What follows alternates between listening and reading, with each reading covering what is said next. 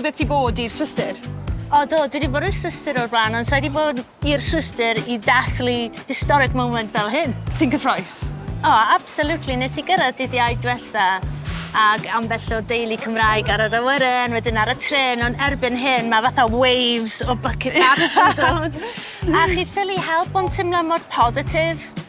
Chymod, achos mae digon o bethau wael yn mynd ymlaen yn y byd.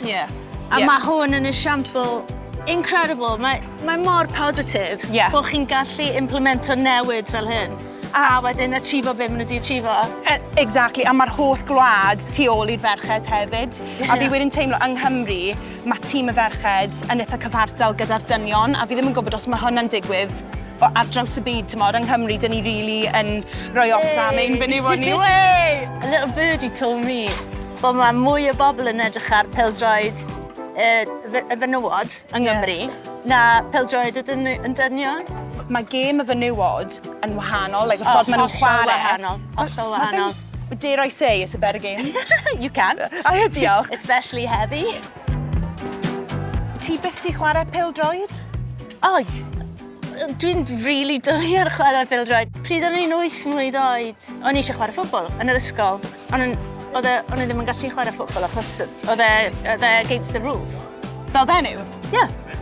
So, oedd yna nôl yn y beth, late 70s, 80s. Dyma ni nawr, 2025.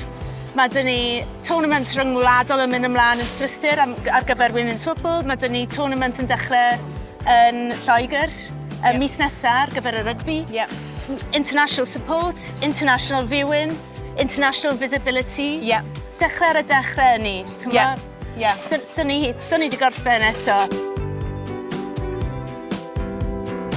Dyw ddim just yn fel y pêl-droed ei hun, mae fe'n diwylliannol hefyd achos yn ogystal â'r ferched yn dod mas yma i wario pêl-droed, dyn ni hefyd wedi dod â llwyth o artistiaid cerddoriaeth. Oh, man. Siwr mae hwn yn neud i ti teimlo i weld yr artistiaid yma yn dod lan ac yn cynrychioli Cymru ar y llwyfan? O'n i'n adeiladu pontiau dros y byd i gyd, be bynnag yn ei wneud.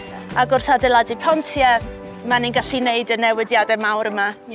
A ymfalchio am beth dyn ni'n gallu offro i'r byd hefyd.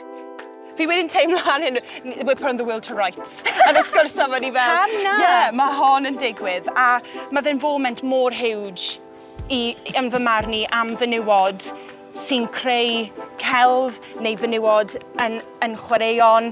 A mae jyst yn fraint i fod mas yma, nag yw e? Dwi just. Mae fe'n boeth. O, drychwch ar y lle. Byddwn ni ddim yn gallu meddwl am lle well i fod i ddathlu this historic moment. Good. Nice. Ti eisiau nhw'r un? Ie, ti eisiau trio mlaen? Mae'n rhaid ti waco fe. You do the honours, Cerdy. All right. Whack. Right, go for it. Just go mad. Na wella fi mlaen na. Fi'n mynd i swapio Yeah, let's do it. mlaen for donut. Thank you. Croeso. Nawn ni wneud cheers bach i Luzern. Yeah. Barod? Iechyd da.